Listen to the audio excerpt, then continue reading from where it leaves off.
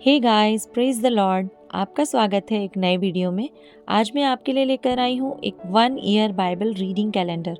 अगर आप अपनी बाइबल को रोज़ नहीं पढ़ पाते हैं और आप कभी भी अपनी बाइबल कंप्लीट नहीं कर पाए हैं तो ये वीडियो आपके लिए है। इसमें ओल्ड टेस्टामेंट और न्यू टेस्टामेंट के सभी चैप्टर्स को इस तरह से लिया गया है कि आप 1 ईयर में अपनी पूरी बाइबल कंप्लीट कर पाएंगे। ये ऑडियो फॉर्मेट है, इसके साथ आप अपनी बाइबल को ओपन करके रीड कर सकते हैं। डे 1 से लेकर डे 365 तक के सभी चैप्टर्स मैं आपके लिए लेकर आई हूँ। डे 365 पर आप अपनी पूरी बाइबल कंप्लीट कर पाएंगे, इसलिए आप इसके द्वारा आशीषित हों। और अगर आपको ये वीडियो पसंद आती है तो आप अपने फैमिली और फ्रेंड्स से शेयर करें, और अगर आप चाहें तो आप सब्सक्राइब, लाइक और कमेंट भी कर सकते हैं। So praise the Lord, shalom to everyone. Let's get started. Day 32, chapter number 27, होम बलि की वेदी। फिर वेदी को बबूल की लकड़ी की 5 हाथ लंबी और 5 हाथ चौड़ी बनवाना। वेदी चौकोर हो और उसकी ऊंचाई 3 हाथ की हो और उसके चारों कोनों पर 4 सींग बनवाना। वे उस समेत एक ही टुकड़े के हों और उसे पीतल से मढ़वाना। और उसकी राख उठाने के पात्र और फावड़ियाँ और कटोरे और कांटे और अंगीठियाँ बनवाना। उसका कुल सामान पीतल का बनवाना। उसके लिए पीतल की जाली की एक झंझरी बनवाना और उसके चारों सिरों में पीतल के 4 कड़े लगवाना। और उस झंझरी को वेदी के चारों ओर की कंगनी के नीचे ऐसे लगवाना कि वह वेदी की ऊंचाई के मध्य तक पहुँचे। और वेदी के लिए बबूल की लकड़ी के डंडे बनवाना और उन्हें पीतल से मढ़वाना।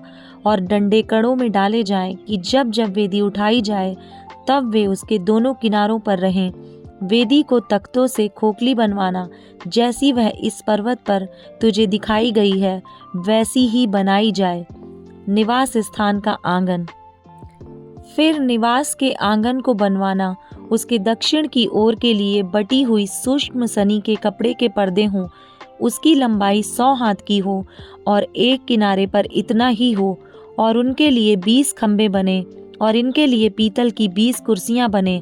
और खंभों के कुंडे और उनकी पट्टियां चांदी की हों। उसी प्रकार आंगन के उत्तर की ओर की लंबाई में भी 100 हाथ लंबे पर्दे हों और उनके लिए भी 20 खंबे और इनके लिए भी पीतल के 20 खाने हों। और उन खंभों के कुंडे और पट्टियां चांदी की हों। फिर आंगन की चौड़ाई में पश्चिम की ओर 50 हाथ के पर्दे हों। उनके लिए खंबे 10 और खाने भी 10 हों। पूरब की ओर आंगन की चौड़ाई 50 हाथ की हो। आंगन के द्वार की एक ओर 15 हाथ के पर्दे हों।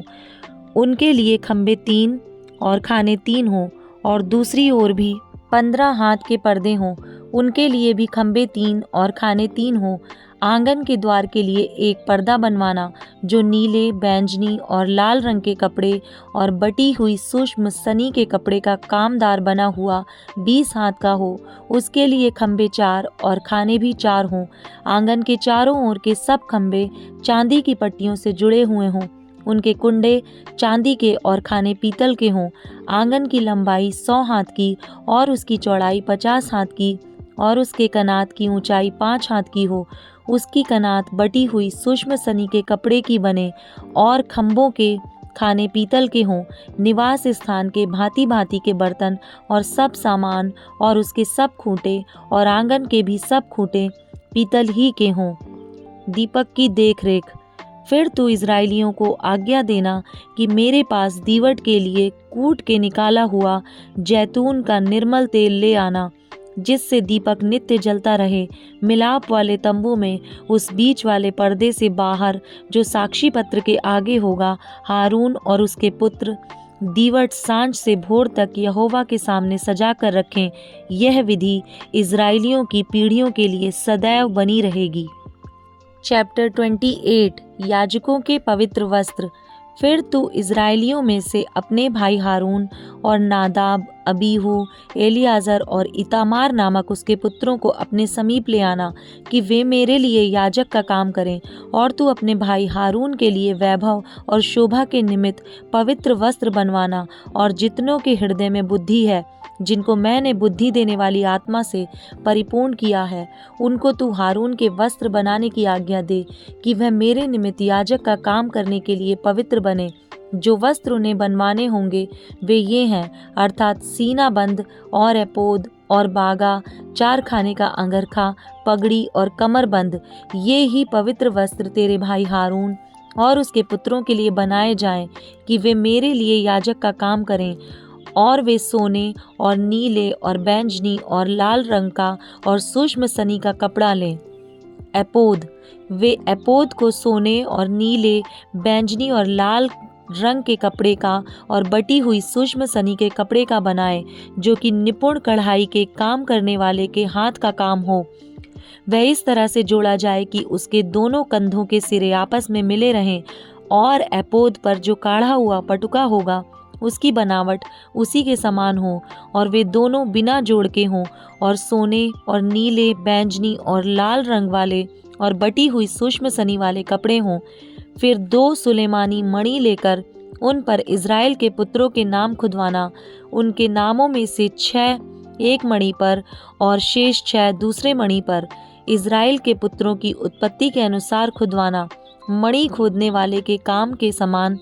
जैसे छापा खोदा जाता है वैसे ही उन 2 मणियों पर इज़राइल के पुत्रों के नाम खुदवाना और उनको सोने के खानों में जड़वा देना, और दोनों मणियों को एपोद के कंधों पर लगवाना। वे इज़राइलियों का स्मरण दिलाने वाले मणि ठहरेंगे, अर्थात हारून उनके नाम यहोवा के आगे अपने दोनों कंधों पर स्मरण के लिए लगाए रहे। फिर सोने के खाने बनवाना और डोरियों के समान गूथे हुए 2 जंजीर चोखे सोने के बनवाना और गूथे हुए जंजीरों को उन खानों में जड़वाना। सीना बंद या चपरास, फिर न्याय की चपरास को भी कढ़ाई के काम का बनवाना, एपोद के समान सोने और नीले, बैंजनी और लाल रंग के और बटी हुई सूक्ष्म सनी के कपड़े की उसे बनवाना। वह चौकोर और दोहरी हो, उसकी लंबाई और चौड़ाई 1-1 बित्ते की हो, और उसमें 4 पंक्ति मणि जड़ाना।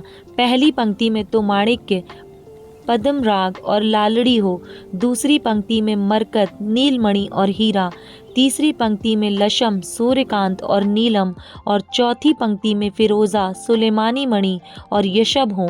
ये सब सोने के खानों में जड़े जाएं, और इज़राइल के पुत्रों के जितने नाम हैं उतने मणि हों, अर्थात उनके नामों की गिनती के अनुसार 12 नाम खुदें। 12 गोत्रों में से 1-1 का नाम 1-1 मणि पर ऐसे खुदे जैसे छापा खोदा जाता है।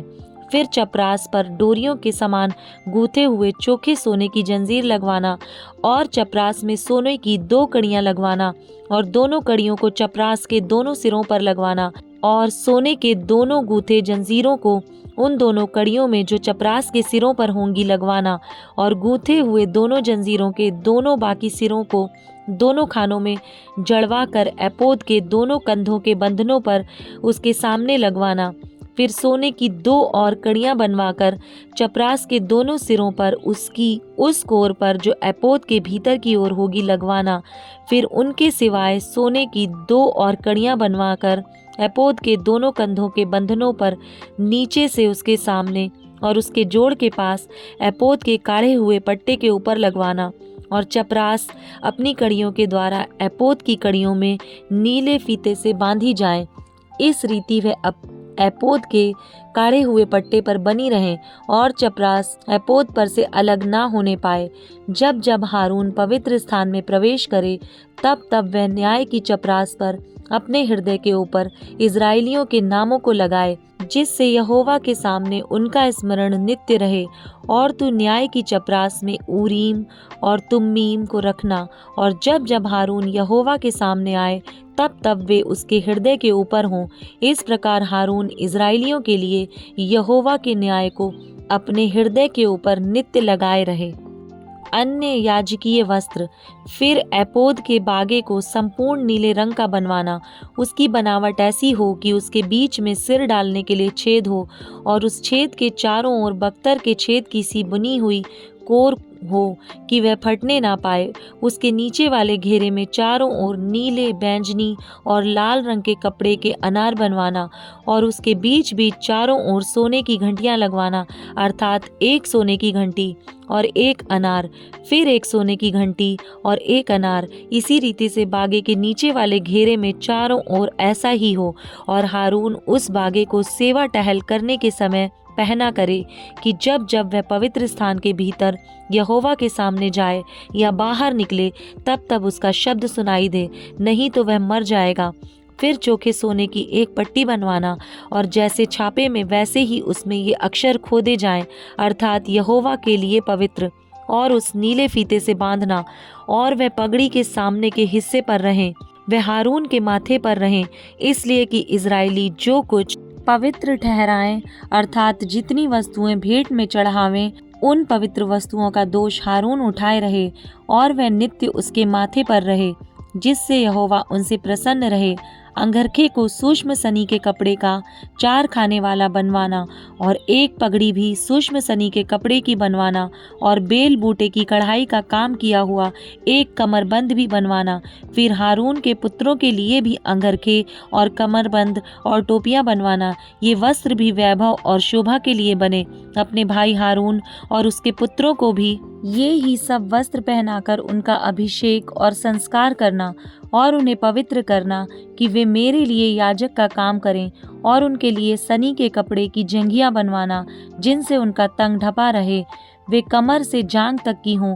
और जब जब हारून या उसके पुत्र मिलाप वाले तंबू में प्रवेश करें या पवित्र स्थान में सेवा टहल करने को वेदी के पास जाएं, तब तब वे उन जंघियों को पहने रहें, ना हो कि वे पापी ठहरें और मर जाएं। यह हारून के लिए और उसके बाद उसके वंश के लिए भी सदा की विधि ठहरे। Matthew chapter 21 verse number 23 to 46। यीशु के अधिकार पर प्रश्न। वह मंदिर में जाकर उपदेश कर रहा था तो प्रधान याजकों और लोगों के पुरनियों ने उसके पास आकर पूछा, तू ये काम किसके अधिकार से करता है और तुझे ये अधिकार किसने दिया है? यीशु ने उनको उत्तर दिया, मैं भी तुमसे एक बात पूछता हूँ, यदि वह मुझे बताओगे तो मैं भी तुम्हें बताऊंगा कि ये काम किस अधिकार से करता हूँ। यूहन्ना का बपतिस्मा कहाँ से था, स्वर्ग की ओर से या मनुष्यों की ओर से? तब वे आपस में वाद विवाद करने लगे। यदि हम कहें स्वर्ग की ओर से, तो वह हमसे कहेगा, फिर तुमने उसका विश्वास क्यों न किया? और यदि कहें मनुष्यों की ओर से, तो हमें भीड़ का डर है, क्योंकि वे सब यूहन्ना को भविष्यद्वक्ता मानते हैं। अतः उन्होंने यीशु को उत्तर दिया, हम नहीं जानते। उसने भी उनसे कहा, तो मैं भी तुम्हें नहीं बताता कि ये काम किस अधिकार से करता हूँ। 2 पुत्रों का दृष्टांत। तुम क्या सोचते हो? किसी मनुष्य के 2 पुत्र थे। उसने पहले के पास जाकर कहा, हे पुत्र, आज दाख की बारी में काम कर। उसने उत्तर दिया, मैं नहीं जाऊंगा, परंतु बाद में पछता कर गया। फिर पिता ने दूसरे के पास जाकर ऐसा ही कहा। उसने उत्तर दिया, जी जाता हूँ, परंतु नहीं गया। इन दोनों में से किसने पिता की इच्छा पूरी की? उन्होंने कहा, पहले ने। यीशु ने उनसे कहा, मैं तुमसे सच कहता हूँ कि महसूल लेने वाले और वेश्याएं तुमसे पहले परमेश्वर के राज्य में प्रवेश करते हैं, क्योंकि यूहन्ना धर्म का मार्ग दर्शाते हुए तुम्हारे पास आया और तुमने उसका विश्वास न किया, पर महसूल लेने वालों और वेश्याओं ने उसका विश्वास किया। और तुम यह देखकर बाद में भी ना पछताए कि उनका विश्वास कर लेते। दुष्ट किसानों का दृष्टांत। एक और दृष्टांत सुनो। एक गृहस्वामी था जिसने दाख की बारी लगाई, उसके चारों ओर बाड़ा बांधा, उसमें रस का कुंड खोदा और गुम्मट बनाया और किसानों को उसका ठेका देकर परदेश चला गया।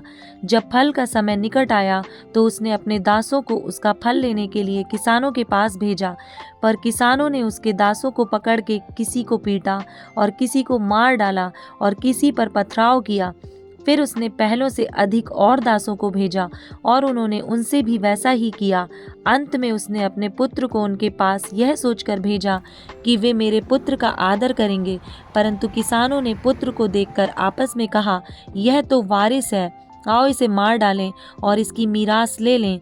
अतः उन्होंने उसे पकड़ा और दाख की बारी से बाहर निकालकर मार डाला।